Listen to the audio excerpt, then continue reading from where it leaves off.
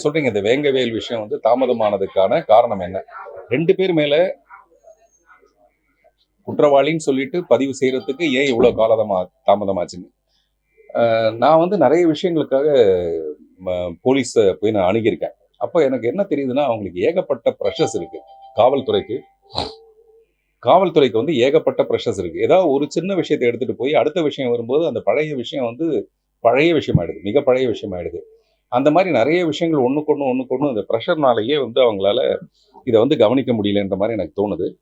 சந்தோஷம். இப்போ அந்த குற்றப்பத்திரிகை வந்து அவங்க தாக்கல் செஞ்சிருக்கிறது இப்போ மகிழ்ச்சி. இப்போ நம்ம அதை பத்தி ஒரு எதிர்கருத்து சொல்லும்போது அதை பத்தி திரும்ப மறுபடியும் வேற ஒருத்தர் சொல்ல அது அப்படியே மாறிக்கிட்டே இருக்கும். அதனால இதை கடந்து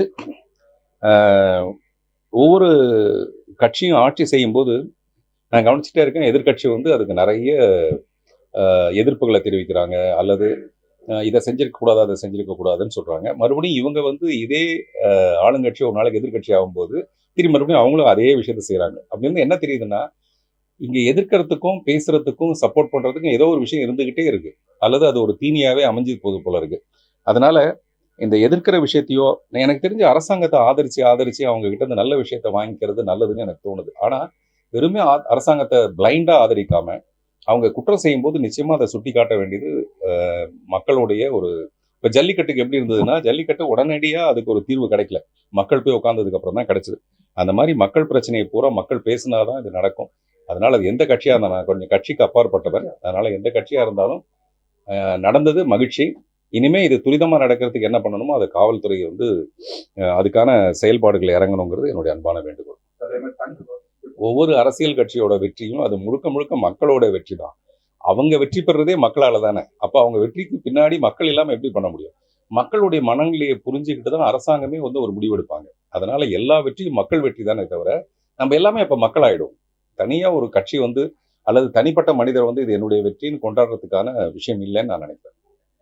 அது ஏற்கனவே நமக்கு வந்து கர்நாடகால வந்து தண்ணி வரலன்னு சொல்லிட்டு நான் நடிகர் சங்கத்தில் செயற்குழு உறுப்பினராக இருக்கும் போதுல இருந்து பல தடவை நம்ம உண்ணாவிரதம் உட்காந்துருக்கோம். ஒரு தடவை சத்யராஜ் சாரும் ரஜினி சார்லாம் ஒரு பயங்கர ஹாட் டாக்லாம் வந்து இதில் தெரியுங்களா, அப்பெல்லாமே நாங்கள் உண்ணாவிரதத்தில் உட்காந்துருக்கோம். இந்த மாதிரி ஒரு 10 தடவை உண்ணாவிரதம் உட்காந்து கடைசியில் அது எதுவுமே நடக்கல.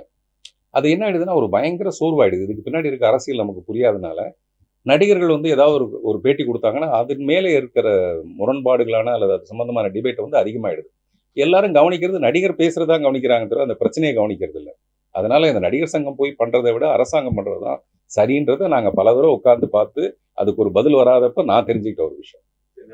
இல்லைங்க, இது என்னன்னா ஒருத்தர் வந்து மக்கள் மத்தியில பயங்கர பிரபலம் ஆகிறாரு, அல்லது பிரபலமான ஒருத்தர் வந்து பேசும்போது அந்த பிரச்சனை வந்து அந்த பக்கத்துக்கு திசை மாறிடுது. இந்த பரந்தூர் விஷயமே விஜய் அங்க வந்ததுக்கு அப்புறம் அந்த முழு சப்போர்ட்டும் மக்களுடைய சப்போர்ட் அங்க வருதுன்னு வச்சுங்களேன்.